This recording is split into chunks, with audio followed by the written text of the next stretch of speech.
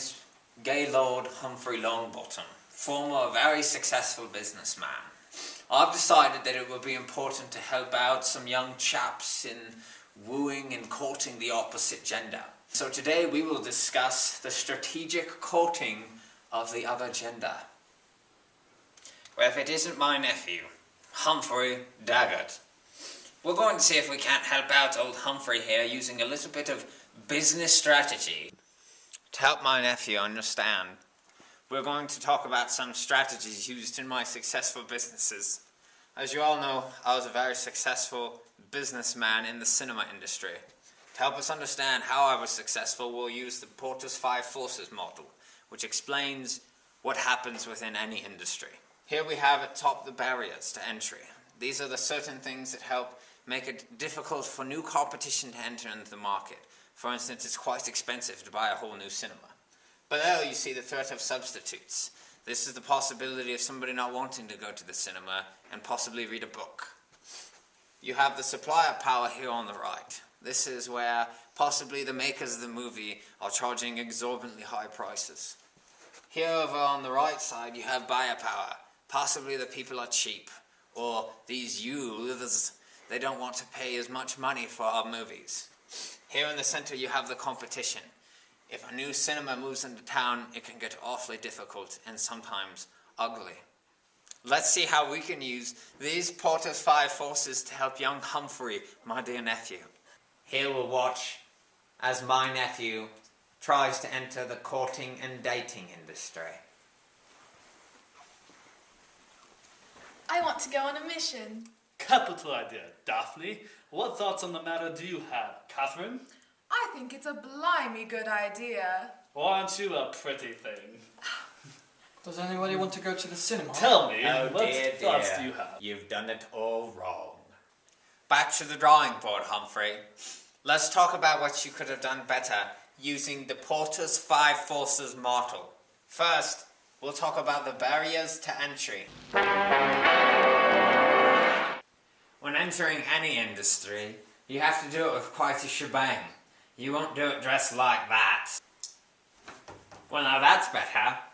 Nothing's better for smashing into a new industry than looking smashing, wouldn't you say, Humphrey? Now we've got to get you in shape, Humphrey. That's better. You're on your way. Now you need to be a bit more witty.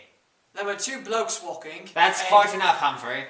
Next, let's talk about your competition. First, there's well-mannered blokes. Then there's athletic types. Oh my. And then there's your romantically in-tuned hipsters. Man, accents are so mainstream. Quiet, you. Finally, let's discuss the threat of substitutes. The threat of substitutes is prevalent among the female gender. A date? Why, I'd rather go out on a girls' night. Oh, we'll watch The Notebook. A date? Why, I'd rather go out with a UVU boy. Sup, ladies? Oh, a date? Why, I'd rather go on a mission. Let's see how he does with another try. Remember to be witty. I want to go on a mission. Why don't you make me your mission? Why, you're a skinny chap. I'll take my leave. Why, you're a pretty thing. Can we go on a date? A date? Why, I'd rather go on a girls' night. But what if I take you to the cinema? Ooh. Now there's a good show, Humphrey. Well done. In any industry, it's important to realize what your 7S model is. The 7S model is a way of understanding how well your organization is working with itself. You'll notice that there are 7 different points, all beginning with the letter S. How convenient. You have your strategy, your staff, structure, shared values, skills, style, and systems. These need to all be aligned, as you can see, as we have interconnected them.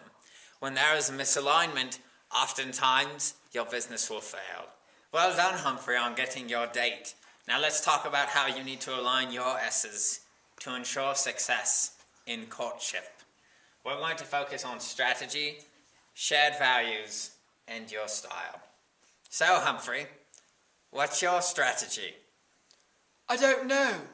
Rubbish. You need one. I guess I could be respectful, complimentary, and mysterious. What about your shared values? Well, I know she likes books, and we could discuss books. Capital. What about your style?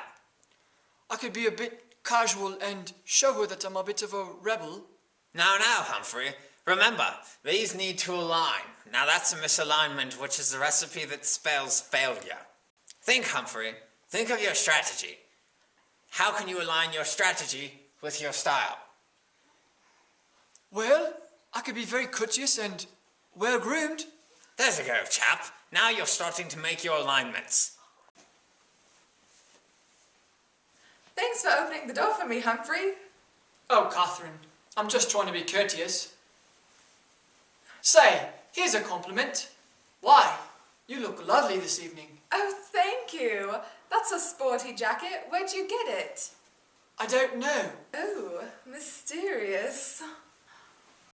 Well, that's enough of that date. We can't show you anymore. But I will say they had a lively discussion of books, and he was quite well groomed. Humphrey's been having quite a bit of success, and now they are courting. So let's talk about a strategy that helps us understand courting. In business, we use the value curve to understand what types of things are most valuable and what types of things we should truly be pursuing. Here we have drawn on this board Catherine's value curve. Now we're going to draw it for her. You'll notice that she had quite a lovely complexion. I hear she's a terrible cook. Smells alright. Quite a bit of smarts though. And good family skills. Why, she once raised a hamster. If we draw out the curve, it looks like this.